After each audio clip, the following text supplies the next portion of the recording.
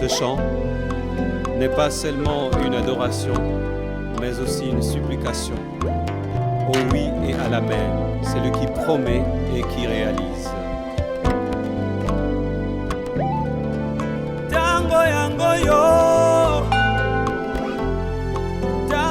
Ok. Ndeko balingami bazolanda biso topesi bino mbote na kombo na Yesu. Oyo eza émission ya église Beth Shalom Plaza. Oyo kambami na pasteur Delphin Isungu. Bokolanda kango chaque dimanche na ngonga ya 18h na Espoir Télévision. Tolingi to banda message na biso par rapport ya programme nene toza nango ya 21 jours. Thème ezali fini ta servitude. Nango toko bana noté sans que tozanga ko bondela. Okangi misu bipa yozali to bondela Zambi. Dieu Tout-Puissant, nous te disons merci parce que tu es bon. Nous te disons merci parce que tu es merveilleux. Topamboli ngonga oyo ya mateya na kombo na Yesu Kristu. Amen. Ok. Pour tirer gatem na biso fini ta servitude na mukanda ya Ésaïe chapitre 40 verset 1er à 2. Tokotanga yango rapidement afin que tozwa image ya mateya na biso. Bible biboyi. Je lis au nom de Jésus. Consolez, consolez mon peuple, dit votre Dieu. Parlez au cœur de Jérusalem et criez-lui que sa servitude est finie. Ezabi pa wapi tozui thème na biso ya munene, fini ta servitude. Na kati ya pensée o souci eza moko. Pona ko lakisa yonde ko na biso oyeba que chaque chose a son temps. Bible bina mokana ya Ecclésiaste chapitre 3 verset 4, il y a un temps pour mourir, il y a un temps pour vivre. Il y a un temps pour pleurer, il y a aussi un temps pour rire, pour danser. Pour te dire que likambo oyo zanango wana ezana mokolo e bandaki, ezapena mokolo eko sila. Alors, Tony Moketo expliquer c'est quoi la servitude en réalité. Servitude est état de dépendance. Servitude est contrainte. Est esclavage. Est le fait d'être assiégé. Na lingala tobengo boumbu. Alors, tu as remarqué que la plupart d'abatu au bazara mokili oyo attaque oiseau que l'église, attaque oiseau teya. Mais quelque part azara quatre servitude. Pour démontrer dans la Bible. Servitude est la puissance où est en otage.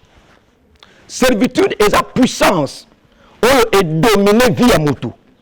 Na kata servitude mutasara kate oya lingi. Na kata servitude mutazwa kate oya kanaki. Na kata servitude mutabika plus le contraire ya oya zo kanisa. Nakata servitude mutabanda kamalamu asuka kamabe. Nakata servitude oko remarquer ba déception sur déception. Yango nzamba azo déclarer azo bisa Jérusalem que zala consoler ma misuna yo ekauka longola désespoir parce que nade na kela yo et le quoi na kela yo souffrance na yo bolumbo na yo esili. Prenons un texte bien aimé de pa wapi Tokovanda mingi na mokana ya Jean chapitre 5 le verset 5 aussi. Balobi, là se trouvait un homme malade depuis 38 ans. Jésus l'ayant vu coucher et sachant qu'il était déjà malade depuis longtemps, lui dit: veux-tu être guéri? Le malade lui répondit: Seigneur, je n'ai personne pour me jeter dans la piscine quand l'eau est agitée. J'aime ça. Et pendant que j'y vais, un autre descend avant moi. Lève-toi, lui dit Jésus. Prends ton lit et marche. Aussitôt, cet homme fut guéri et il prit son lit et marcha. Tolobi, amen. Awa, ezali soro ya tata moko, oya zwamaki na kati ya bowumbu. Na kati ya servitude par rapport à thème na biso. Nous devons comprendre que servitude a un domaine nyonso ya vie ya mutu. Mais tous allez un peu orienté par rapport à texte Oyo. Papa Oyo, azaki na boumbu ya santé. Bible précise détail que pendant 38 ans, il était là condamné. Il était là dominé, assujetti. Azaki na secours la mutamokilité. Nous avons lola et ebakiye. Bible dit que il était là à la piscine de Bethesda. Bato bazo simanaye, bazo mi boaka na mai. Bazo bika par rapport à Kanabango. Mais ce qui est grave, Yemoutaya qui avant, il restait là. Il est resté là pendant longtemps, n'étant pas maladie. Parce que comme l'ensemble, on a parenthèse, violence et contaka. Parce que la vie chrétienne, c'est pour les violents, le royaume des cieux, c'est pour les violents. La parenthèse. Alors, papa, à cause, il y a manque, il y a courage, à cause, il y a manque, il y a soutien, il y a batamokili, il est resté dans la servitude pendant 38 ans, sans secours, sans consolation. Et l'eau que c'est péché les années. Et ça que bien que batamokili m'a abandonné, qui est, la famille l'avait abandonné, mais Nzambe likolo ayebaki tata wana. C'est pour te dire que yo pose le rangai, quel que soit cause nango, atako au santé rejet ya batamokili, mais o akela yo ayebi yo. Écoute ce que lui dit Jésus. Yes a poussé les kainaye. A tout le monde est-ce que l'ingé kobika? Réponse na qui était gêné personne. Oui, parce que le secours de l'homme n'est que vanité. Gêner personne pour me jeter dans la piscine. Yango Yesu Christo a ordonné, ko pesa ordre, ko bimisa maloba. Ayebisi yebe. Ata kozala mutu na mokilité ya kosunga yo, me ngai nde naza mosungi ya solo solo. Zwa mbetu na yo oyo emema yo tamolai, zwa makasi tambola. Mbetu oyo emema ye ngonga molai ya komi komema yango. Et ce jour-là, boumbu na ya malade et silaki. C'est pour te dire que bien aimé, quel que soit le domaine de la vie, aux autres traversés. Et dans la servitude, il y a santé. Servitude, il y a Moussala Zouamakate. Servitude, il y a célibat. Servitude, et l'okonyo se bandakape et silisaka. Yoka bonne nouvelle, nzambazo yebisayo. Situation ozobi kawana lelo et sili. Maladie na yo wana lelo et sili. Moutalobongo zangate, c'est Dieu qui t'a créé. Le dernier mot pour ta vie et dans ta vie appartient à celui qui t'a créé. Je me souviens encore, Nakati ya Mboka Nabiso, je vais parler de la puissance de la parole. Tata Mokonzi Mboka a décrété qui couvre-feu, état d'urgence, état de siège. On concentre que Batnos na Mboka bakomaki na mouvement. Tant que qui couvre-feu est aussi là à 21h, Moutunion c'est 20h30, 20h50. Azan noki écoute na porte andako. Nini esali ke batba contre le mouvement ezakili loba ya mokonzi mboka. Nzokande liloba na nzambe bien aimé ezali kolo maloba bato. Liloba na nzambe yango ne simba lola. Liloba na nzambe yango ne pesa ka bongoi. Nzamba lobi na yo moto zotangisa maya misu. Okota souci, okona komela tension à cause de la situation songolo pakala nzamba lobi na yo bowumbo na yo esili. Je me souviens une fois, ça fait des années passées, nazalaki maladie. Insomnie, nazola la tête, et sali bamboule belé, mikore belé. Nalandaki un homme de Dieu na télévision. Azoteya mateya. Alors que maladie wana ekoboma yote. Na matisa foi na ngai. J'avais cru en cette parole-là. Il y avait des biki sangai. Moi, je crois que le Dieu qui m'a guéri, le Dieu qui m'a restauré, il n'a pas changé. Il peut aussi aujourd'hui te restaurer. C'est pourquoi je le dis au nom de Jésus, maladie wana est si là. Instabilité wana est si là. Humiliation wana est si là. Soni wana est si là. Moutalobiango, c'est celui qui t'a créé.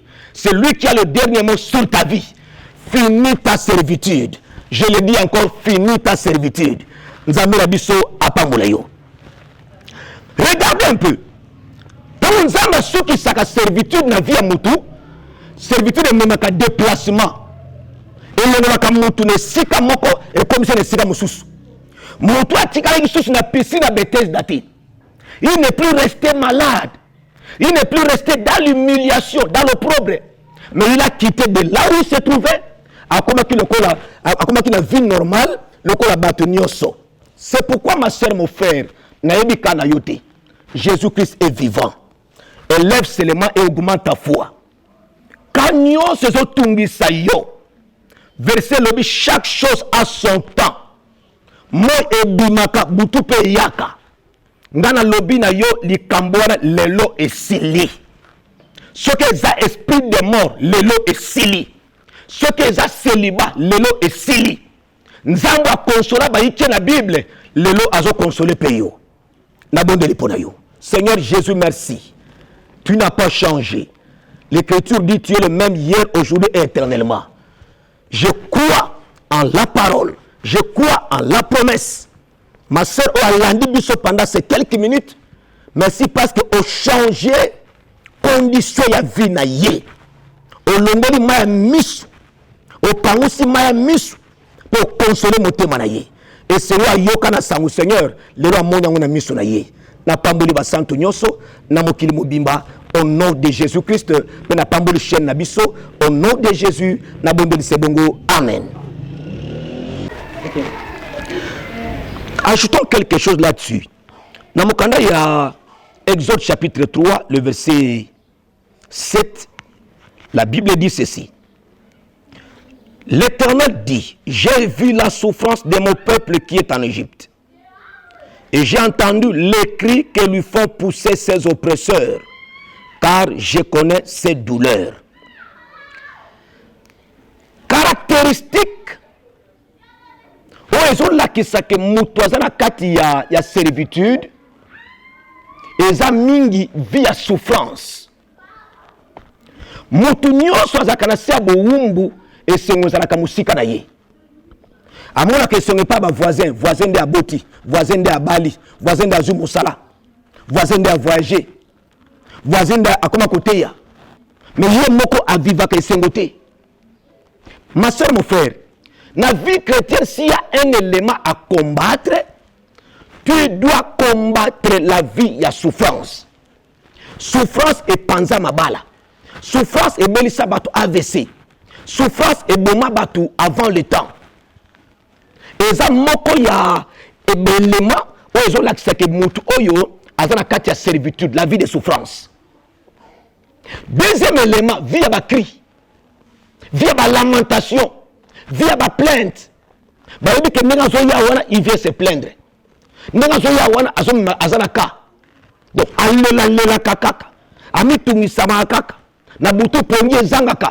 pourquoi? Parce qu'il est dominé, il est assujetti. Il y a une force qui est dans ma casse. Alors, Israël. Israël a été un peuple élu, un peuple qui avait les promesses. Mais il s'est retrouvé dans il y a servitude, maison, il y a servitude. C'était l'Égypte. Si tu es distrait, on peut se retrouver dans la servitude. Ma Bible me le confirme. La Bible dit que Pierre a été apôtre, mais il s'est retrouvé dans la prison. Dans la prison, Jacques a été tué par l'ennemi. Quand ça me le souki wanate, quand il y a Pierre le souki wanate, tu dois combattre pour ta vie au bima la servitude. Ce qui est impossible aux hommes est possible à Dieu. Bible dit que Nzambe oya lola ayokaki kolela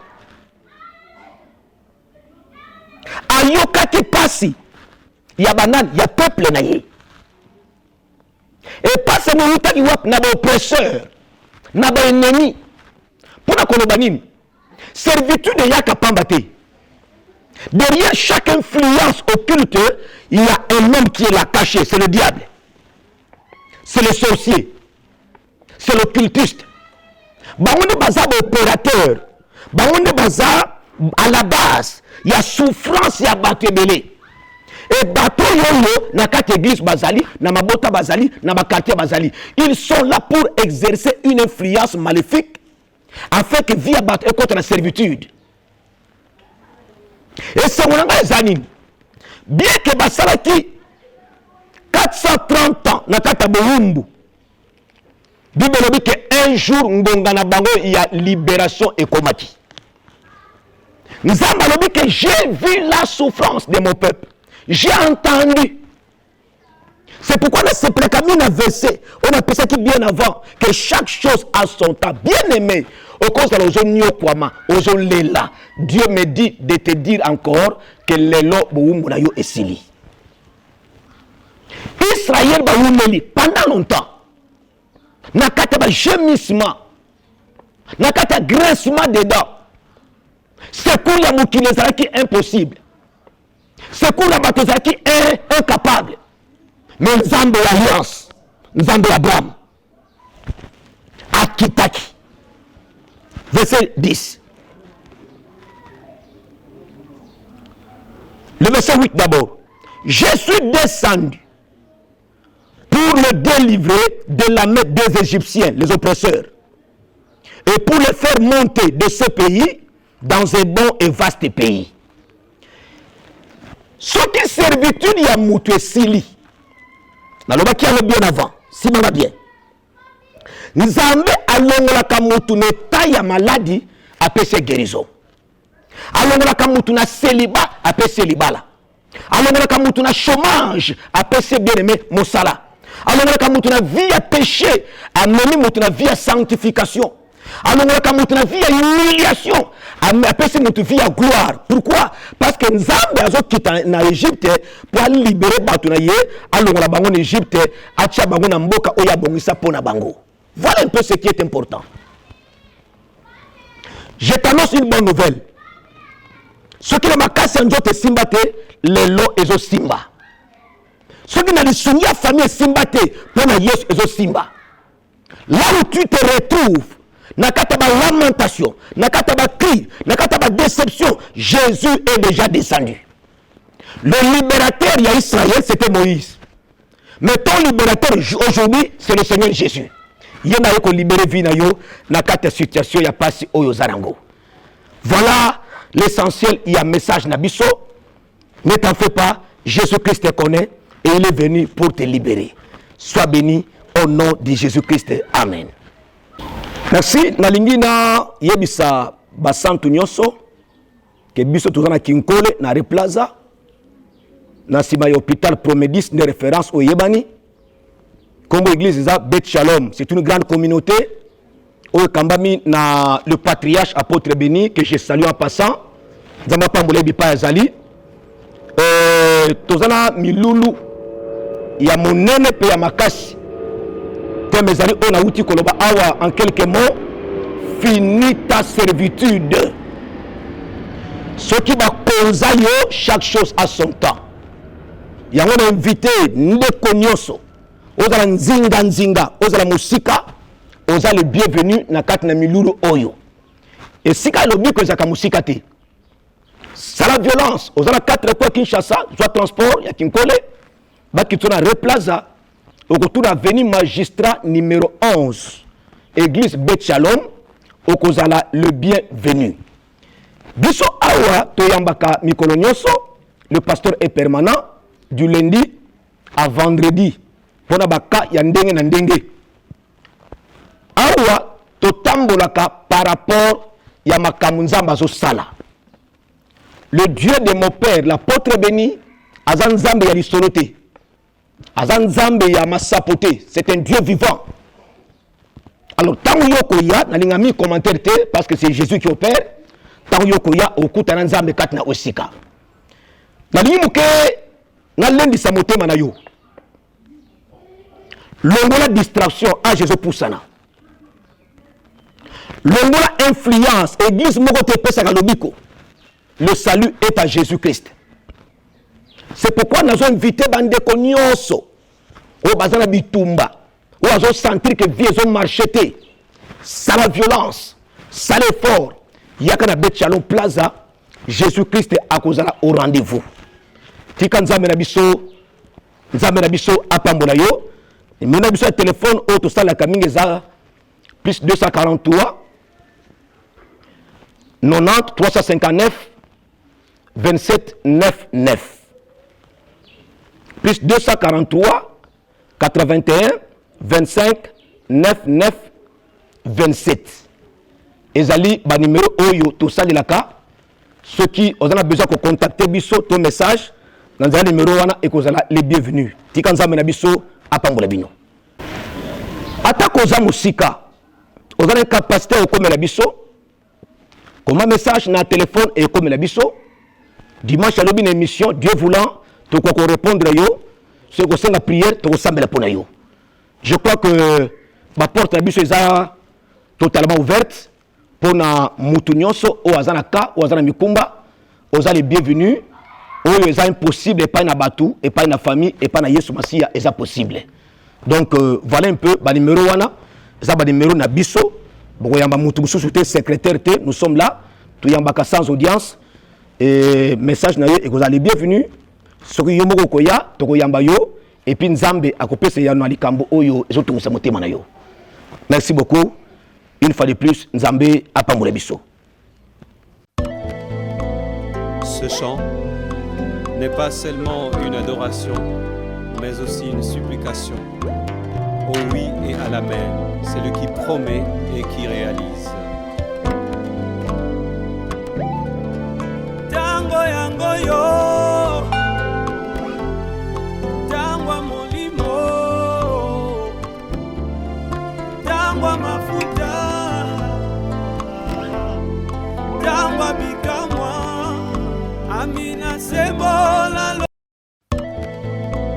Ce chant n'est pas seulement une adoration, mais aussi une supplication. Au oui et à l'amen, c'est lui qui promet et qui réalise.